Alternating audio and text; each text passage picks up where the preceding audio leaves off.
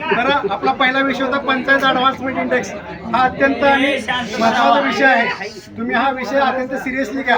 हा अत्यंत विषय सिरियसली का घ्यायचं त्याच्या मागचं कारण आहे का हा विषय हा प्लॅनिंगचा विषय. हा दिसताना सोपा दिसतोय. 2 मिनिटं मग हा विषय दिसताना जरी सोपा दिसत असला तरी ज्या ज्या वेळेस आपल्या ग्रामपंचायतीचं कुठलंही प्लॅनिंग असेल, पुढील ज्या वेळेस आपले आर्थिक पैसे येतील, बजेट तयार करायचं असेल तर याच्या आधारावरती हे बजेट तयार केलं जातं. एखाद्या गोष्टीचं बजेट कधी त्या कुठल्या गोष्टीवरती का टाकायची, किती रक्कम टाकायची आणि कुठल्या गोष्टीवरती आपण प्राधान्यक्रम द्यायचा हे ठरवण्याचं काम हे पंचायत ॲडव्हान्समेंट इंडेक्स करतं. हा 22-23चा इंडेक्स आहे.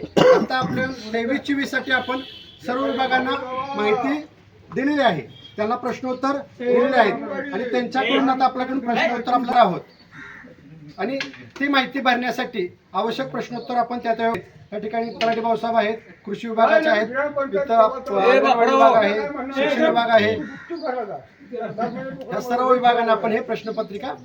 आता प्रश्न चुकीचा आहे किंवा उत्तर चुकीचं आहे असं जरी म्हणत असला काय तरी त्यानुसार त्यांनी शेवटी त्यांची सही आहे खाली.